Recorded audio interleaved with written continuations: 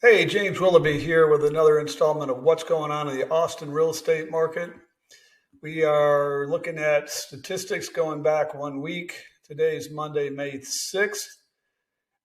Statistically, it's going to be called May Week 2, just because of the way things lay out between last year and this year. Of course, we don't have a perfect 52-week calendar, so we know it's really the end of week 1. So I apologize. We'll figure out how to adjust that. But statistically, everything I'm showing you will be, of course, from last week and not the week in the future. So let's go. Let's talk about it. All right. So the last couple of weeks, we've been talking about the active listings. We're now up to 10,653. Not a huge growth. Couple hundred new listings. Net new listings on the market. We are, it's definitely above this time last year, but that's the supply side. We always want to look at the demand side. Now, here are the new pendings. The blue is this year. You can see actually we're ahead. This last week was ahead of the same week the year before. So with almost 1,000 sales, we've been very consistent, being above 900, like more in the 950 range for the last month. So our demand remains very consistent. Our supply is going up, but nothing dramatic. Here's the new actives versus new pending graph. This is always interesting to me. So we had 1,160 new listings last week. We sold pended 968.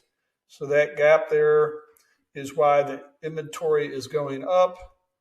Yet at the same time, we can look at failed listings here, and you can see we had our normal end of the month spike, which we had 309 listings go away. So what that means is some people are going on the market, some people are actually quitting the market, and then a consistent number of people have their homes going pending right now.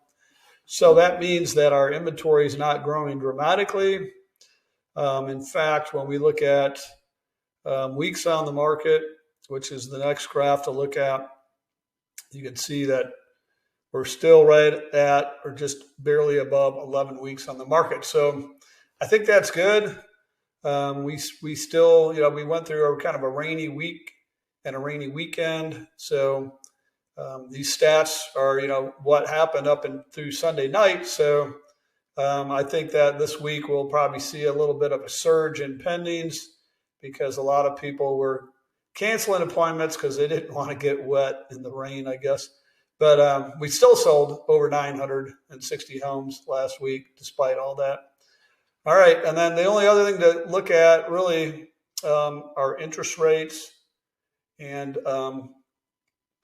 the rates. We'll just click this button over here. The rates have continued to go up. However, if we really look at the what's happening, this is the 3-year graph. If we look at the 1-year graph here, definitely down from the fall, up from the early spring. We're at 7.22% for last week, just up ever so slightly from the week before. According to my mortgage guys, we're kind of plateauing out. All this stuff, of course, especially interest rates, all subject to change.